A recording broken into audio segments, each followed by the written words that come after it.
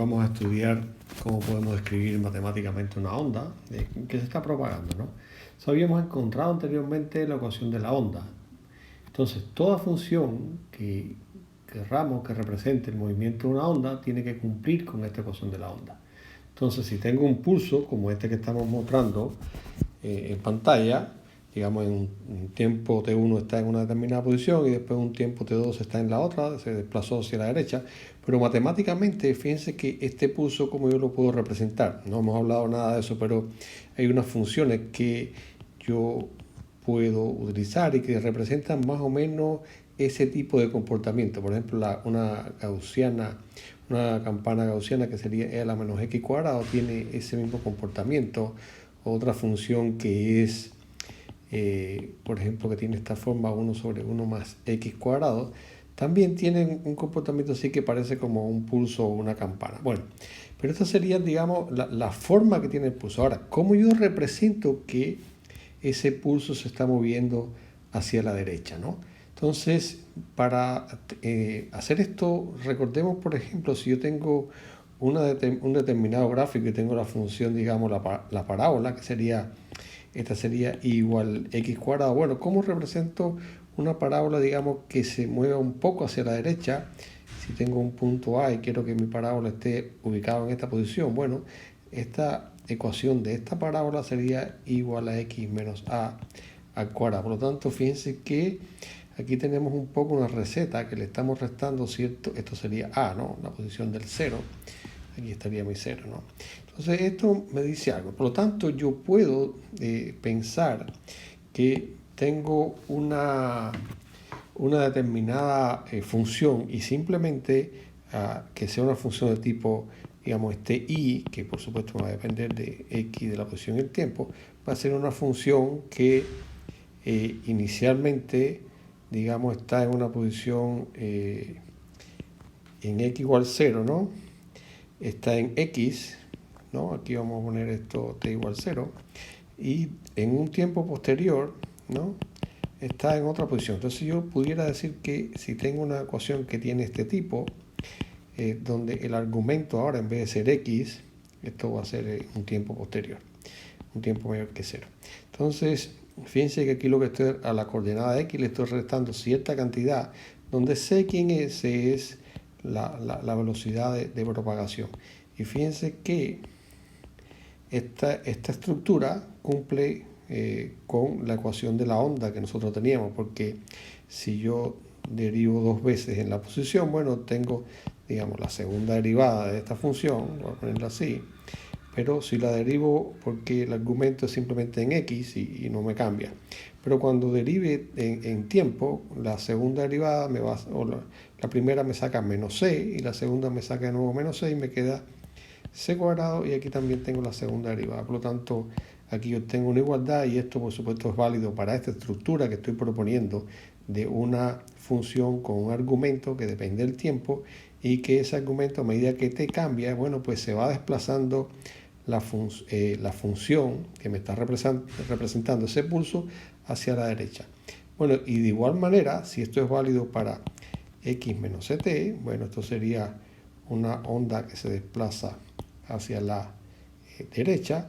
Bueno, pero ustedes se imaginan que también una función que tenga x más ct, digamos que aquí esta es la función, una función que tenga x más ct, esto por lógica, y que, bueno, y si aquí lo entendemos, que si en vez de restarle a, aquí le sumo, entonces voy a tener una parábola hacia la izquierda, entonces sería una onda que se desplaza hacia la izquierda. Entonces fíjense que aquí entonces tenemos una estructura que vamos a tener para esta propagación de la onda. Entonces este c que nosotros habíamos encontrado en la ecuación de la onda, que por supuesto depende del medio y de otras cosas que vimos, de la tensión, de rho y demás, aquí en este caso entonces nos va a dar, o de manera natural, que es la velocidad con que se está moviendo esta onda en una determinada dirección.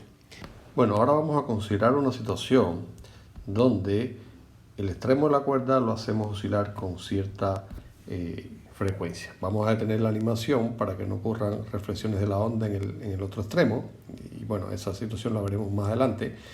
Pero fíjense que vemos cómo esta oscilación se va a transmitir como una onda de tipo senoidal o sinusoidal.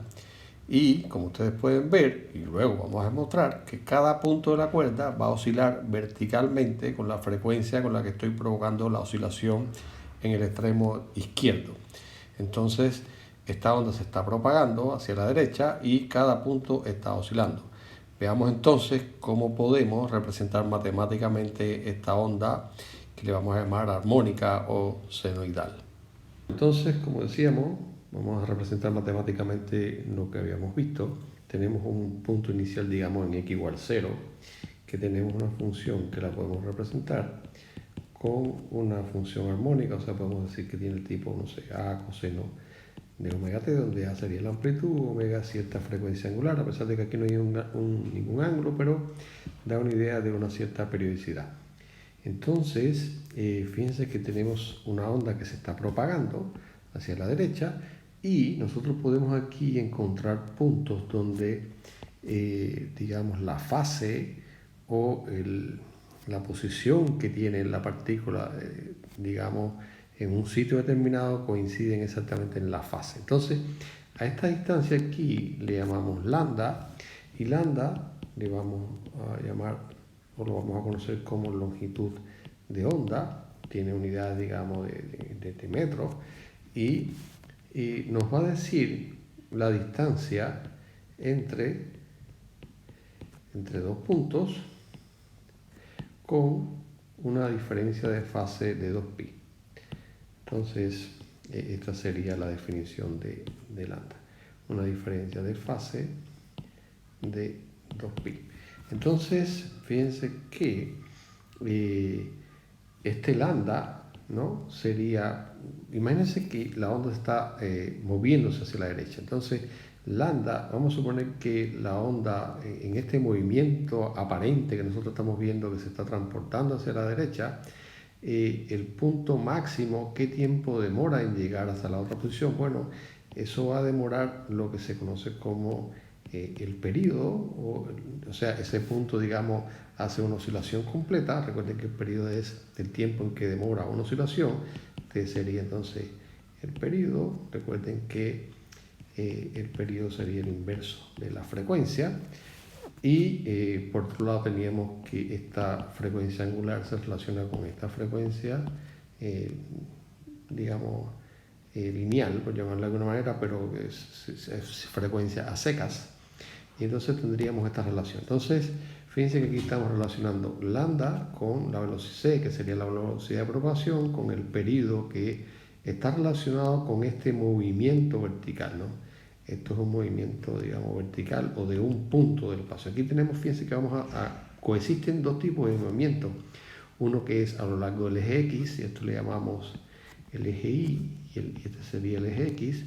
Hay un movimiento de cada sitio a lo largo del eje X. Recuerden que cada partícula no se mueve en X, sino que simplemente se mueve en Y, pero la onda se propaga en X. Por lo tanto, tenemos esa coexistencia de esos dos tipos de movimiento. Entonces, el periodo estaría asociado a ese movimiento vertical de cada punto. Entonces, aquí estamos relacionando un movimiento, el lambda, que sería en el eje X, con ese movimiento o con esa frecuencia con que ocurre nuestra oscilación o esta periodicidad con que tenemos en el sistema. Entonces, bueno, por otro lado tenemos ahora, podemos reescribir un poquito esto, c, que sería la velocidad de propagación, lo podemos escribir como lambda por la frecuencia, y como la frecuencia sería omega entre 2pi, esto lo podemos escribir como lambda omega sobre 2pi. Esto es porque lo vamos a ocupar en un momento más. Entonces, bueno, teníamos esta función que sería a coseno de omega t, pero esto es cuando x vale 0, para x igual 0. Entonces, bueno, ¿cómo dijimos que íbamos a describir esto? Bueno, vamos a describir con algo que sea una función con x menos ct, por lo tanto yo necesito, esto era para x igual 0, por lo tanto yo puedo tratar de adivinar, y aquí voy a jugar un poco con esto, y voy a suponer que esto tiene una estructura que va a ser omega, y aquí voy a ponerle de esta manera x sobre c menos t. ¿Y por qué lo hago así? Bueno, porque esto tiene que tener unidades de tiempo, porque a multiplicarlo por omega me tiene que dar adimensional. Esto está para que me dé, digamos, radianes, porque si no el coseno no tiene sentido. Entonces, fíjense que aquí, y por otro lado, fíjense que modifiqué un poco el signo porque da igual si el coseno de θ es igual al coseno de menos θ. Eso es una propiedad. Entonces voy a tener esta estructura, que esto lo puedo modificar un poco. Entonces fíjense que voy a tener, vamos a ver por ejemplo quién es omega sobre c, ¿no? Que es este término que sería el primero, ¿no? Entonces omega sobre c lo puedo escribir, fíjense que ya lo había encontrado anteriormente, omega sobre c de aquí, ¿no? Omega sobre c va a ser ¿quién? Va a ser 2pi partido lambda. Entonces vamos a tener, esto va a ser 2pi partido lambda, y esto lo vamos a definir como una magnitud que le vamos a llamar k, que sería el número de onda. Esta magnitud ya la vimos un poco cuando vimos la ecuación de la onda, los modos estacionarios, pero ahora lo estamos en otro contexto lo estamos relacionando. Por lo tanto, fíjense que me va a quedar una ecuación que va a tener este tipo: a coseno, y aquí omega sobre c lo sustituyo por k y me queda k por x menos omega t. Y fíjense que bien me queda, porque entonces esto sería lo que estamos buscando, que sería una onda senoidal que se mueve o que se propaga hacia la derecha. Recuerden que, por supuesto, fíjense que si quieren, esto para que tengan un poco de idea, lo podemos escribir como k por x menos cd, y es con lo que teníamos anteriormente, porque fíjense que entonces que k por c es omega, ¿no? Entonces teníamos la estructura que antes habíamos dicho que íbamos a obtener. Y por otro lado, fíjense que, y vamos a hacer un poquito de magia aquí, fíjense que todo esto que está aquí es lo que llamamos la fase, ¿no? Todo lo que está dentro. Entonces, si yo quiero ver, ¿no? Vamos a suponer que esta onda que se está desplazando y yo me quedo en un punto, por ejemplo aquí en el antinodo, que sería este punto extremo aquí arriba, y vemos cómo esto se va desplazando, quiere decir que esta fase se va manteniendo constante. O sea, lo que estoy diciendo es que me paro en este punto, imagínense que eso se está desplazando hacia la derecha y este punto va moviendo, se va caminándose, ¿no? En todo momento va a pasar por distintas posiciones, pero la fase va a ser constante. Entonces podemos decir, bueno, vamos a ver qué pasa si yo digo, bueno, esto es k por x menos omega t, es una constante, ¿no? Eso es un punto que va a tener siempre la misma fase y que se desplaza. Entonces aquí vamos a hacer un pequeño truquito matemático. Entonces vamos a derivar esto, derivemos en el tiempo. Derivemos en el tiempo. Entonces si derivamos en el tiempo, ¿qué me va a quedar? Bueno, vamos a suponer que k es una constante, ¿no? Entonces me queda k de x en dt, ¿no? Menos omega también es una constante, y por lo tanto aquí la derivada sería menos omega, y esto sería 0, porque bueno, la derivada es una constante 0. Y fíjense lo que me queda aquí, ¿no? Me queda que dx, me queda que dx en dt, dx en dt es igual a omega sobre k, y eso quién es, bueno, eso es c. O sea, lo que estamos diciendo es que hemos encontrado un poco lo que estábamos diciendo, que la onda se propaga con esta velocidad c. ¿Ok? Entonces, y por otro lado, ahora, fíjense que vamos a tener esta ecuación donde i en x en t, bueno, pongámosla de nuevo, es a coseno de kx menos omega t. Entonces, fíjense que esto me está diciendo cómo se mueve en i, ¿no? Cómo se mueve en i, digamos, vamos a suponer que tengo un x que es una constante, cómo se mueve este punto. Este punto está oscilando de esta manera, ¿no? Si este es el eje y, ¿no? Entonces, esto, si yo fijo un x, esto va a tener una cierta oscilación que depende del tiempo, ¿no? Entonces, si ahora queremos conocer cómo es la velocidad transversal o v en i, que le vamos a llamar, v en i le vamos a llamar velocidad transversal, o sea, es perpendicular a la dirección del movimiento, es la velocidad que tiene un punto de la cuerda, ¿no? Entonces, este vi, ¿cómo lo podemos calcular? Bueno, por la primera derivada de esta posición en el tiempo.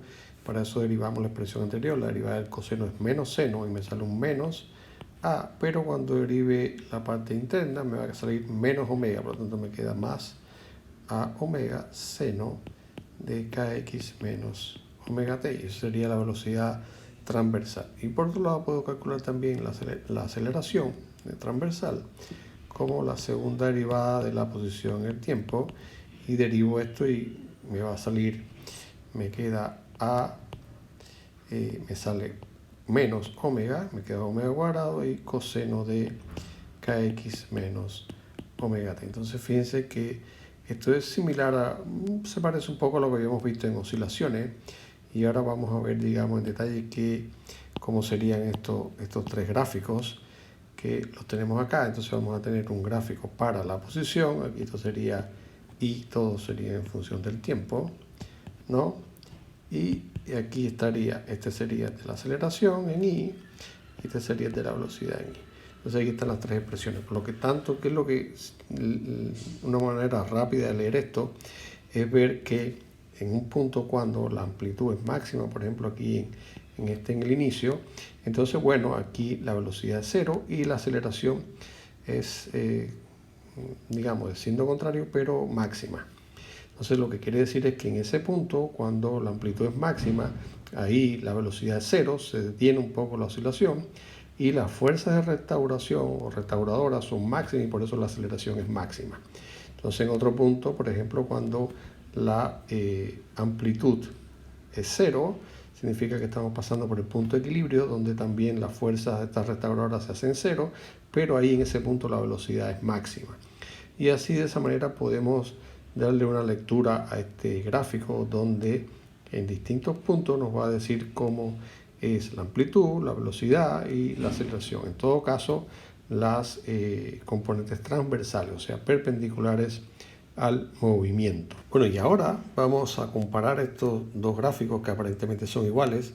En ambos casos aquí vamos a tener el gráfico de la posición vertical, pero en el primer caso lo vamos a hacer contra x para un t fijo, por ejemplo t igual 0, y aquí vamos a hacer el gráfico del tiempo para un x constante o un x fijo. En vez de constante vamos a utilizar mejor fijo. Entonces fíjense que los dos gráficos son idénticos, pero tenemos, digamos, coordenadas a lo largo del eje, digamos, horizontal que sean distintas. Entonces, por supuesto, aquí yo estoy ploteando esta función que teníamos anteriormente, a coseno de kx menos omega t, pero fíjense que entonces aquí lo que estoy haciendo en el primer caso es como si tuviera cómo es la onda para un tiempo fijo, o sea, esto sería como una foto de cómo es el movimiento de esa onda para un tiempo fijo. Por lo tanto, esto que está aquí era lo que habíamos definido anteriormente como lambda, como la longitud de onda. Y esa es la distancia entre dos fases que están separadas por dos pi, ¿no? Entonces, bueno, recuerden que a esto le llamamos la fase.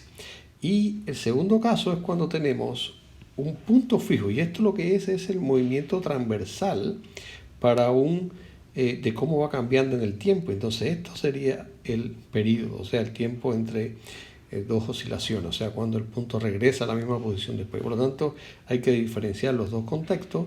Uno sería para un tiempo determinado y el otro para una posición determinada. Aquí esto es una foto de cómo es la onda en un momento determinado. Aquí está un poco exagerado la forma de la onda. En la vida real las ondas no son tan digamos, con tanta amplitud. La amplitud es menor, pero aquí, digamos, para que ustedes entiendan mejor esto. Entonces, y este segundo caso es cuando tenemos, digamos, nosotros estamos viendo cómo es el movimiento de la partícula para una posición determinada. Entonces, de manera general, yo voy a tener una ecuación de la onda, ya incluyendo, digamos, un movimiento que puede ser tanto hacia la derecha como hacia la izquierda, que va a tener un tipo que puede ser kx más menos, digamos, omega t, donde el más o el menos depende de la dirección. Este sería este sería hacia la izquierda, ¿no? El signo más, y el signo menos sería hacia la derecha.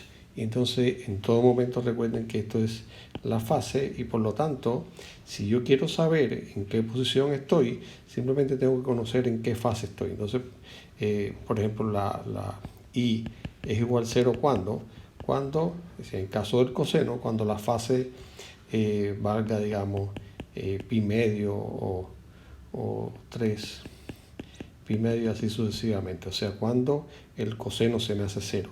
Y sin embargo, i es igual a o es máximo, o bueno, más menos a, cuando la fase vale entonces pi, 2pi, 3pi y así sucesivamente. Aquí estaría negativo, aquí positivo y así, ¿no? Entonces esto nos va a dar una indicación de o cómo ustedes pudieran calcular en qué fase me encuentro, con cuál es la amplitud, y a partir de ahí también, a partir de las ecuaciones que vimos anteriormente, cuál es la velocidad, cuál es la aceleración y así sucesivamente. Así que bueno, hasta aquí cerramos lo relacionado con la propagación de las ondas, así que espero que les haya gustado y nos vemos en un próximo video.